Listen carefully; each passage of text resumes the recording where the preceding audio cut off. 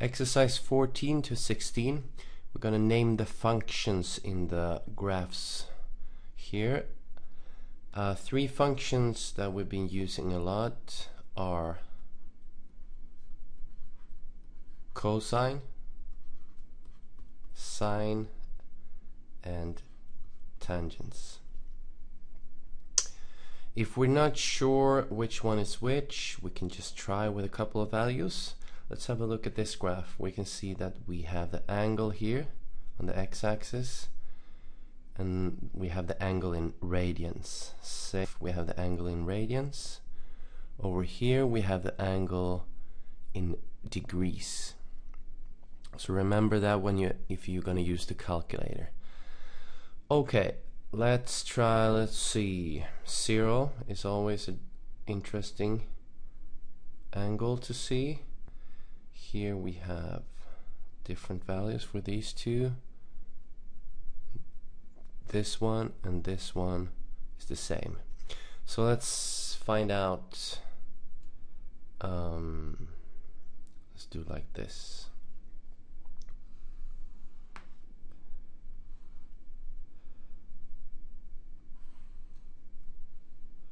Let's create a little table. So cosine, sine, and tangents. If we have the angle x 0, we can use the calculator and see that cosine of 0 is 1. Sine of the angle 0 is 0, and tangents of the angle 0 is 0. When we use the angle 0, it doesn't really matter if it's degrees or radians. Okay, so cosine of 0 is 1. It's this one. Okay, cosine of x.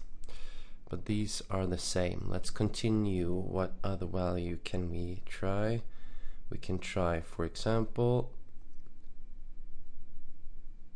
pi over 2 should get the value 1. So we're going to continue with sine and tangents. Pi over, oh sorry, should be up here. Pi over 2.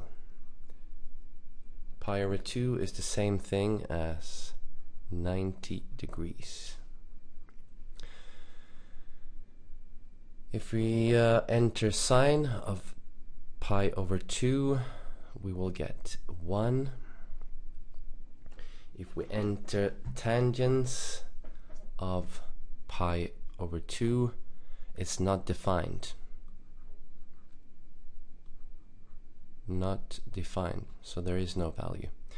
So let's have a look at these two graphs. Sine of pi over 2 is 1 at this point, so this is sine x.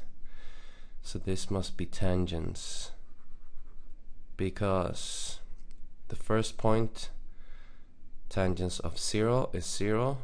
It goes through the origin, and the angle 90 degrees or pi over 2 is not defined, and there's no y value.